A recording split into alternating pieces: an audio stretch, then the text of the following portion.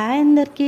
ఈ వీడియోలో మనం సజ్జల దోశ ఎలా ప్రిపేర్ చేసుకోవాలో చూపిస్తానండి.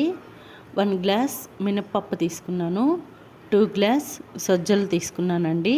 వాటిని నేను బాగా శుభ్రంగా కడుక్కొని ఒక 4 అవర్స్ 5 అవర్స్ అలా నానబెట్టుకున్నానండి.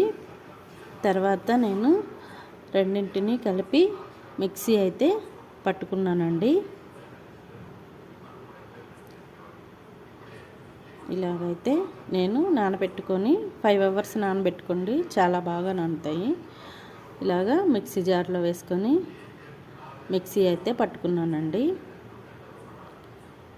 వాటర్ పోసుకొని ఇలా మిక్సీ పట్టుకొని నైట్ అంతా నేను దీన్ని పులియ పెట్టుకున్నాను. పిండిని నైట్ అంతా పులియ పెట్టుకున్నానండి. నైట్ అంతా పులియ పెట్టుకుంటే మీకు మంచిగా ప్రిపేర్ అవుతుంది పిండి మార్నింగ్ దోశకి.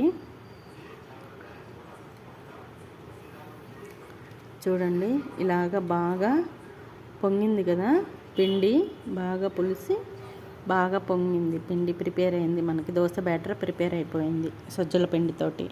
ఇప్పుడు సాల్ట్ వేసుకొని వాటర్ పోసుకొని మనము నార్మల్ దోశలాగా పిండిని ప్రిపేర్ చేసుకొని ఇలాగైతే దోశలు వేసేసుకున్నానండి. చాలా క్రిస్పీగా, చాలా స్మూత్గా, చాలా బాగా వచ్చాయండి. మీరు కూడా ట్రై చేయండి. ఈ వీడియో కనుక మీకు నచ్చినట్లయితే లైక్ చేయండి, షేర్ చేయండి, సబ్స్క్రైబ్ చేసుకోండి.